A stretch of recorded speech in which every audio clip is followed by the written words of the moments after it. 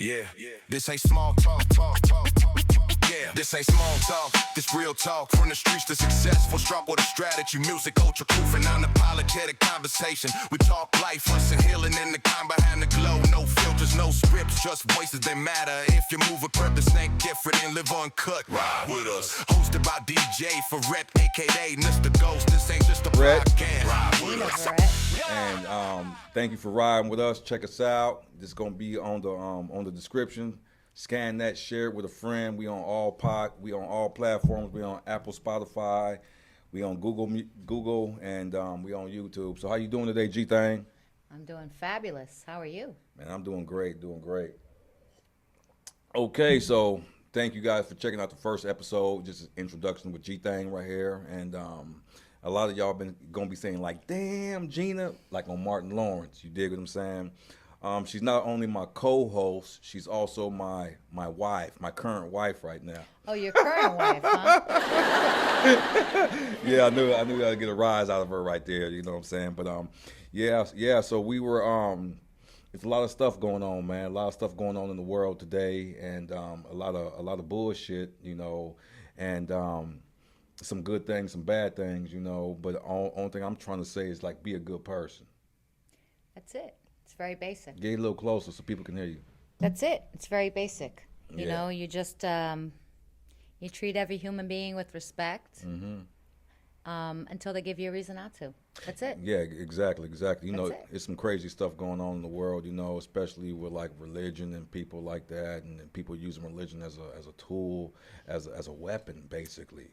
Which doesn't make much sense, because if you look at any religion that has ever existed, teaches you about loving your neighbor, Bingo. about treating others how you would want to be treated, whatever religion it is you follow. Yeah.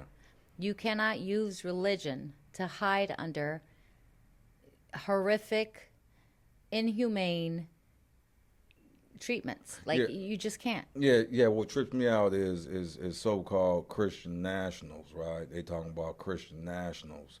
And it's like, they ain't doing shit that's Christ-like. Nothing. And as a matter of fact, I've had this conversation with a lot of people, because I think that if Jesus himself came down tomorrow, all these people that claim to be Christians would be the very people that get ostracized by Jesus himself.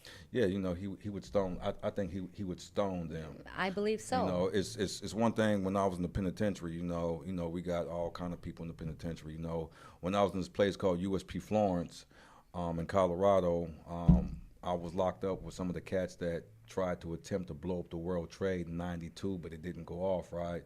And I would go to service just to get out of work early. You dig what I'm saying? So when they ask me, do I want to be a part of the group? I'm like, nah, I'm cool. You know what I'm saying? But what the younger one, he was like, man, you know, he was like, Ghost, they lied to me, dog. They lied to me. You know, I said, what you mean they lied to you? He said, I was selected to come to the United States and as on a student visa, and but I was radicalized when he was out there. They treated him like a king for a year, but if he refused to go execute this plan, his family couldn't buy, sell, or trade. So they held his family hostage. The future, yeah. Which This real talk. And unfortunately, that happens in most of the world. Yeah. That's what happens. Yeah. You know, a lot of these situations, you know, you here comes the sociologist in me. You have to not only apply the person's circumstances, the environment they grew up in, but also the forces that were around them. In this case, radicalization, right? Especially at that time. We're talking, you know, early 90s, right? Yes. So the radicalization that was going on at that time, that's what they do. They go after vulnerable kids, Yes. vulnerable poor kids, Yes. so that they can hold them hostage, tell them, you know what, do this, or we're just going to kill your family. Your sisters, your mothers, your fathers, all of them. Matter of fact, we'll take out your aunties and uncles too. Yeah, see, the crazy thing about it was when, because we used to smoke bud together, you know what I'm saying, in the penitentiary and stuff like that, when I, you know, started talking to him. And he was telling me, he was like, I learned everything wrong about my religion. So when he was in prison, he started to go back to the true roots of Islam. And he showed me the last sermon of Prophet Muhammad. And it said during a time of war, you can't even cut down a tree or harm the man in the field. I was like, wow. Yeah. So I think it's very, it's cowardly for anybody on this planet to hide behind religion for acts they commit against humanity. So that's the same thing like these Christian nationals talk about is using the Bible and as a weapon to pick what they need or interpret what they think they need. You know what I'm saying? Whatever fits what they want to hear. Exactly. So when somebody says, I'm gonna use this example, saying, DJ, you ain't, saying something poorly about me or about you, right? And then what I've noticed that they've been doing is saying that, oh, you taking that out of context. I said, you just called me a bitch ass motherfucker. How am I supposed to take that out of content? You know what I'm saying? Yeah. Like that youngster named Charlie, what's his name, Clark or Clark or whatever his name is. Charlie Kirk. The youngster who got shot and killed. And people were saying that, oh, he didn't say that. I'm like, the man just actually said this. And people would say, oh, you taking that out of context. Like when he says that black people and Latino people are inferior to European Americans, that's what that man believed in, right? But now you're saying, I'm taking that out of context. What kind of shit is that? What you think about that? Oh my gosh, that's a loaded question. That is a very loaded question. First of all, your words cannot be taken out of context when you type them. Yes. You have, when you type something, when you post something, you have the time to think about what you're writing. You have the time to think about your grammar, what you're saying, how it's perceived, who's going to hear it, who's going to see it. So when somebody writes something or posts something and then says it was taken out of context, you can't hide behind that. You can't hide behind that. So to say that he didn't say that, he did say that. It's right here. Yeah, we can see that he said that. Not only can we see that he said it by his posts, but we can see what he said by his interviews. Yeah. How he was coming across. Yeah. It was obvious. He wanted everyone to see and know what he was saying. Yeah, exactly. So there's no context to be taken out of. Exactly. It was clear and simple. It was clear. It was very, very clear. And it was sad. I think, one of my catchphrases is ain't nothing wrong with being a copycat as long as you copy the right cat. And I think that youngster copied the wrong cats. And those wrong cats put that stuff in his head. And he put it out into the universe. And that got him killed. Well. And that's so damn sad. Nobody should be murdered. Nobody should be murdered for what they think, period. But you have to be responsible about what you say. Especially when you have a platform that big. Exactly. And I think the sad part is when I think about people like Charlie Kirk, the real issue is ignorance. That's the real issue. Yeah. Because if you don't grow up around people that are different, cultures that are different, if you don't grow up learning to appreciate everything that's around you because it's different, if you grow up thinking that something's bad because it's not the same, that's sad. It's sad. It's a damn shame. And so I almost feel like, Charlie Kirk represents a whole demographic of Americans that we have in our country right now. And this demographic is I think it's representational of ignorance. These are people that are simply afraid of anything that's not like them. Yes. That doesn't look like them, speak like them, act like them. And they feel threatened. Yeah. Now, why would you feel threatened? You feel threatened when you don't understand something, right? And so that already lets me know that simply what happened is you weren't exposed to anything else. Yeah, exactly. One of the other crazy things is I think one of them politicians said about, Kamala Harris, right? And said if Kamala Harris gets elected into the White House as the president, that the kitchen will smell like curry, right? But J.D. Vance's wife is Indian. Mm-hmm. That was a slap in the face to her. And what they said was, oh, that was taken out of context. How can something that is written down in text She said it out of her mouth. be taken out of context? Even worse so, if she said it out of her mouth. Yes. How can that be taken out of context? It's crazy. How? And that's what I'm like, what the hell is happening to people? When the vice president says people are eating cats and dogs, Oh, and then 2 weeks later says, oh, I lied about that. and some people voted for that motherfucker. some people Well, voted like I for that. said, man, ignorance is rampant. And I think the biggest problem we have is very simple.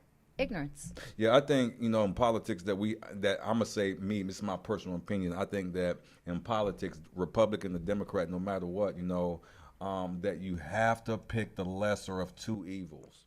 Well, I'm going to say something And I think that, about that. yeah, I think that Donald Trump is the evil. So I wouldn't have voted for him. I wouldn't have voted for people with ideas like that. Project 2025. When a president says they're killing our bloodline. Oh, and let's not forget from the Latino wife, the Latinos are coming here to ruin our bloodline, and they have murder DNA. Apparently, I have murder DNA in me. I don't even know what that means. What does that mean? I don't know. Yeah, that's some crazy shit right there.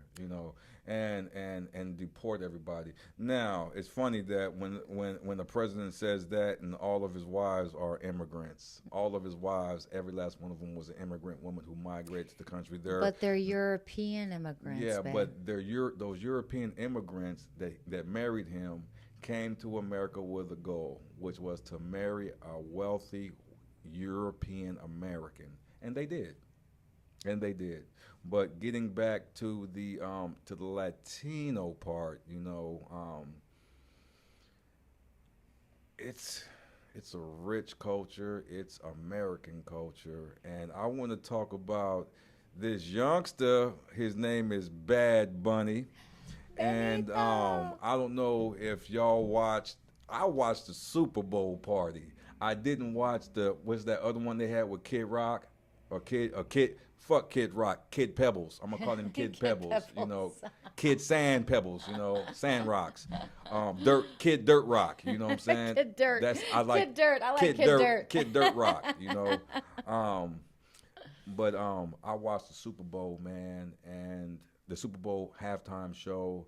And I knew who Bad Bunny was, but I have so much respect for that artist and what he did with his platform, because as a black man, in America, when he came out through them sugarcane fields, look, that shit put chills on me. When he came out the sugarcane fields, it just wasn't Latinos. It was my ancestors, G. It was my ancestors. Well, again, going back to the ignorance thing, I think a lot of people don't realize, and ignorance is not a bad word, by the way. It simply means you don't know what you don't know. Yeah. Right? Yeah. And I think that a lot of Americans don't realize that the Latino culture is what it is because of the Afro influence, Yes, right? yes. And so all of them have their own, all these countries have their own unique cultures because of that mix of the Afro culture, the indigenous culture, and the European culture, right? Yes. And so what Bad Bunny has done is he's been able to not only put that all together, but remind us that we are all America, and this whole entire continent, North and South, the influences are all there. We already have all those influences here. Yeah, can I say one thing real quick? In the Latino culture, there's only one group of Latinos that don't speak Spanish, and those are Brazilians. That's right. That's a whole nother lesson right there. But Yeah. yes, and but they've now changed it from Hispanic Heritage Month to Latino Heritage Month. Yeah. And it was actually our kids, our 12-year-old daughters, that schooled me on this and said, it's no longer Hispanic Heritage Month. It's Latino Heritage Month. And when I asked them why, they said, well, because the largest country in Latin America, by far, doesn't even speak Spanish. They speak Portuguese, Falou em português. which is Brazil.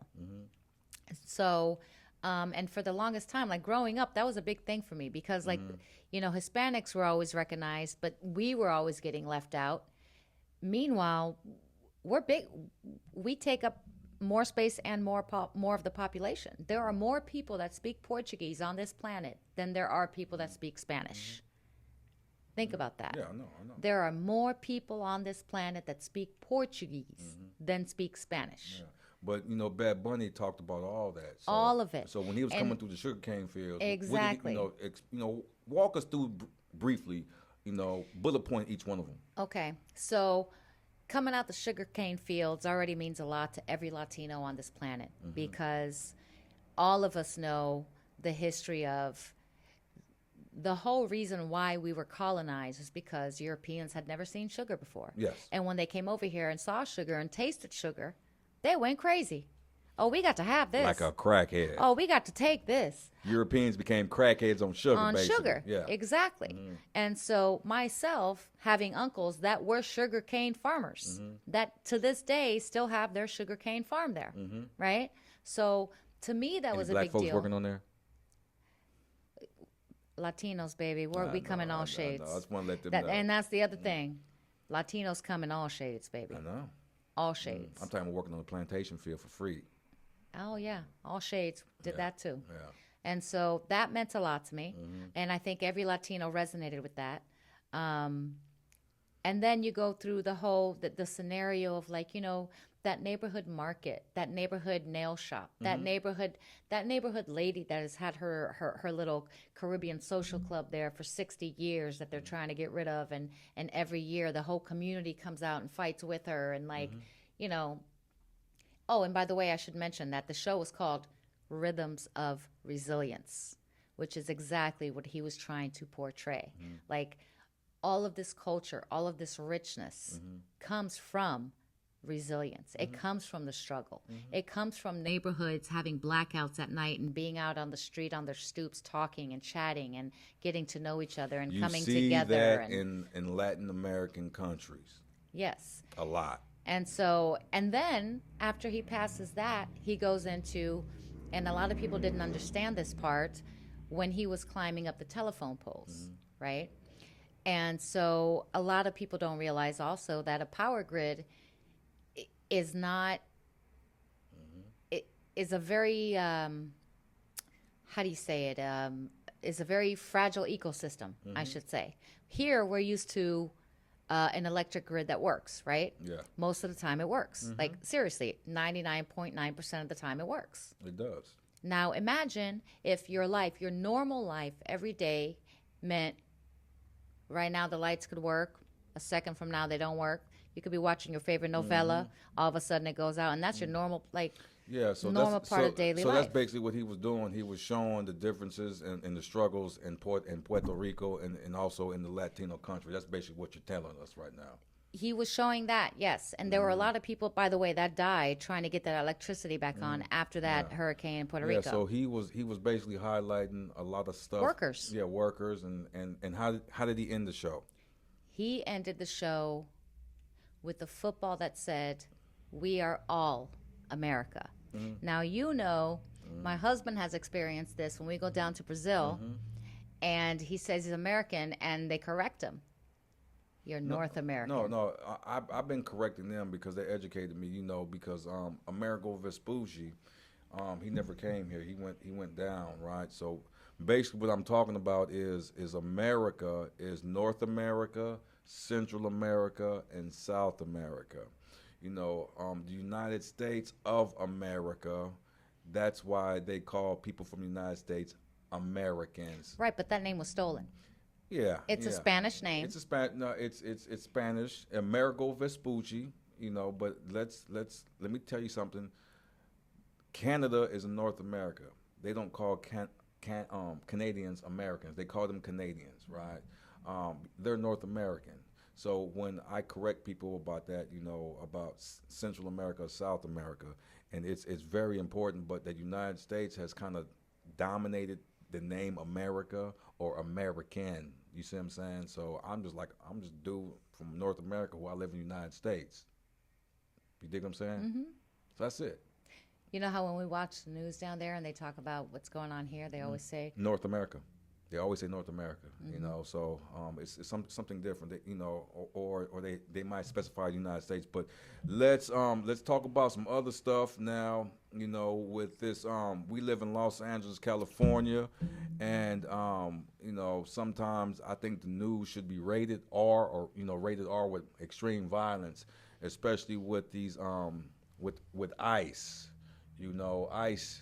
You know, we have the Department of Homeland Security person. You know, the lady who's like she's like a ex porn star, a retired porn star. I forgot her name. oh, Christy, no. Okay, yeah. She looked like a retired porn star to me. But what I'm talking about is what she's allowed them to do is to snatch people off the streets, and she's talking about people with criminal backgrounds. Now, real talk. I don't think an infant got a criminal background when they're snatching up infants, taking them into these detention centers. You know, what's your take on that? Sad. It's sad. It's sad as hell. Really sad. It's sad. It's just sad for humanity. Yeah. Really. You know, this is what kills me is the fact of the matter is they're saying that criminals, right? Undocumented criminals, right? Now, the work that we do sometimes on Skid Row, we have a lot of people of Latino descent, right? And they got asylum.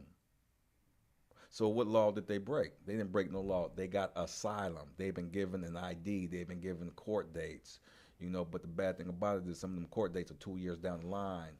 But they're not criminals. They did not come here illegally. And that's what we're trying to share, is that they follow the actual process that a lot of Europeans follow. A lot of Europeans from Europe come to the United States, you dig, and they're seeking asylum. But the only difference is that when they seek asylum in the United States, they're able to work. They're able to go to school. They're able to get that work permit while they're awaiting their, you know, their court date with their asylum, right? But these Latinos from South America, they get asylum, but they're not able to work. What you think about that? Well, it doesn't. It's illogical. It's illogical. You can't tell somebody, okay, you have the right to come in because you're seeking asylum. You have your proof. You have, you know, here's your court date. Oh, your court date's 2 years from now, and no, we're not going to let you work. So it's almost like the system is designed for people to fail. It's designed to make you turn around and go back. Yeah. It's designed to tell you, you know what, don't come here. The problem is, our entire culture and history has been built from people coming here. Yeah, that's real talk. Everything this country is, everything we love about this country is a melting pot of everybody. The problem right now is, I think, that there's some people, a certain group of people, that are feeling threatened by that. Yeah. That's all it is. Yeah, it's most definitely. It most definitely is. You know, it's one thing I like about Ride With Us, because, you know, we talk about all kind of stuff. We talk about, you know, politics, sports, you know, spirituality. And during this podcast, you're going to, you know, during this stuff, when you're on the freeway, when you're in the airport, whatever you are, you're sitting back, just chilling and vibing with us and riding with us, we're going to talk about a lot of different stuff, you know, a lot of different issues and topics. And, like G thing right here, you know, she's doing her thing. This is her first show right here because y'all been asking about her. Where is she at? She right here, man. So I'm gonna ask you some more questions. Ask away. What is your life like today? In a bullet point. I sometimes have to pinch myself. Get a little closer so people can hear you. I said, sometimes I have to pinch myself. Why? Because I think of a little girl that came from a very tiny, small town in the middle of nowhere, Brazil. And when I say middle of nowhere, we weren't even on a map. And somehow, some way, I found myself being able to experience growing up in the United States of America. I I struggled a lot, in the beginning, being away from family, coming from a culture where, family is, everyone comes together and takes care of you, blah, blah, blah. Was you a hard-headed teenager girl? Oh, of course. I was by myself. I was hard headed. I knew everything, you know, and got in a lot of trouble and messed up a lot along the way. And today, unfortunately for our daughters, I'm a very well equipped, well rounded, mindful woman with a wonderful husband, two beautiful kids who respect me and listen to me because I earned it. Whoops. Yeah, they need some ass whoopings. Yeah, that's one thing. Yeah, so yeah, it's really amazing. And now you're an executive assistant of the UCAN. You get a chance to go back to your family and to your home country and land. And y'all, this is gonna be some funny stuff. She got a house on the beach out there now. A house on the beach. Now, just think, she slept as a little girl sleeping on a hammock, walking around barefooted, and Through sewage. through sewage, yeah, through sewage. And now she got a house on the beach right now in northeast Brazil, and now she has a house there with some acres of land that we are building a house from the ground up. A house from the ground up, red dirt. Look like Africa, y'all. Look like Africa for real.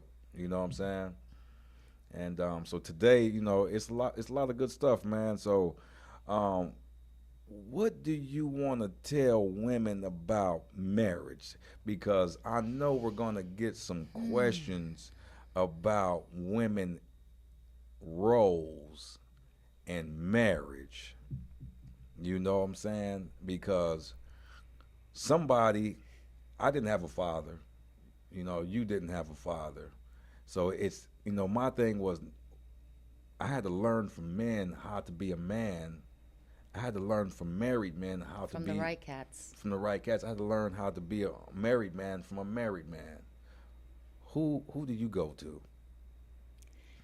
Well, another loaded question for every little girl. Stay close to the microphone. So another loaded question for every little girl that grew up without a dad. Go ahead.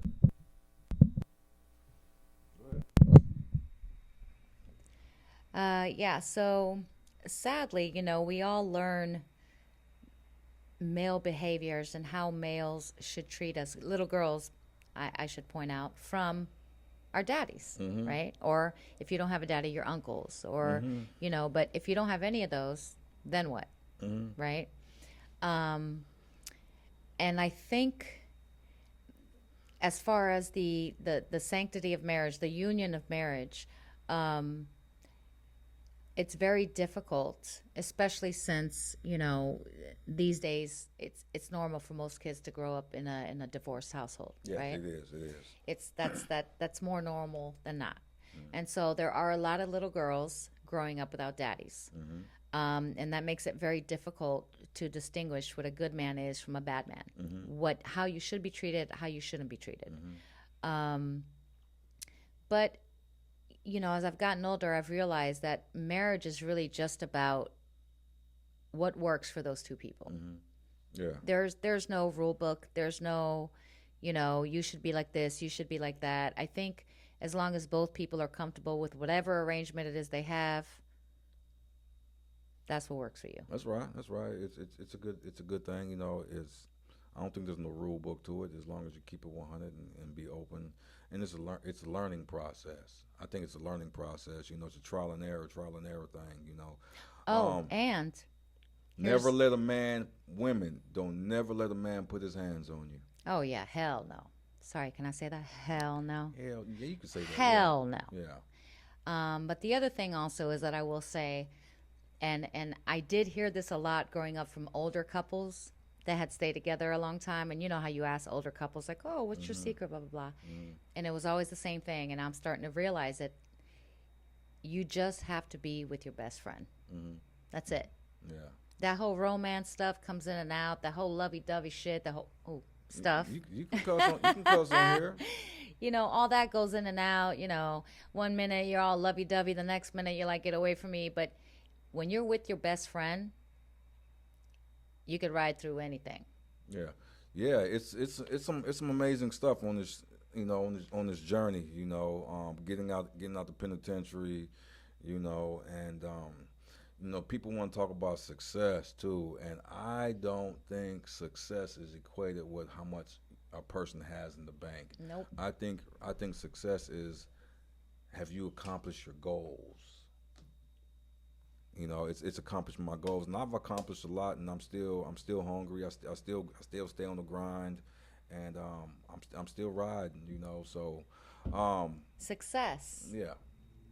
That's a good one. Mm-hmm. Because I can't tell you how many times I've said to somebody, some of the happiest people I have ever met or seen in my life ain't got shoes on their feet, but they have what's important: What is that? family, community, love, and safety. Yeah. That's all any human being needs. Yeah, ain't nothing wrong with that. And That's I success. totally agree with that. But you know, I like to eat more. You know, I like to have variety and options today. You know what I'm saying? But yeah, you know, that's what it's about. You know, it's about success. You know, it's accomplishing the goals that that I set out to go and to complete. You know, and I am trying to be that point of reference for our children to be able to accomplish something, their goals, so they can build upon each goal and grow into strong, spiritual, Cultured. you know, women, you know, because that's what we're raising. We're raising black women, you know, with diverse backgrounds, you know what I'm saying? And again, you know, with this politics stuff, it's insane. I watch it only just to stay informed of what's going on, and but it's not going to stop me from helping the people that need help because their palms are up. That means I need help. My palms are down, and we've been doing this together for about 3 years now. You know, with our business that we're blessed to do and provide for the family and the community. And that's about it for me, man. So what you so since today is your, you know, she got put on today, y'all. So she got quoted in today. So leave your listeners with something that they want to come back and listen to. One love, y'all. One love. That's it. One love. Hey, my name is DJ. Geena. And thank y'all for riding with us. You know, like I said again, check us out on YouTube. Check us out on Apple, Spotify, you know, the Google Podcast. Leave a comment. Tell us what you think. And please give Geena a big shout out when you see this on YouTube. My name is DJ. We straight talk. It's real talk. Thank you for riding with us. Peace. That's today's episode. Appreciate you riding. Thanks for listening. Subscribe, leave a comment, and follow us everywhere. DJ Verrett, aka Mr. Ghost. Ride with.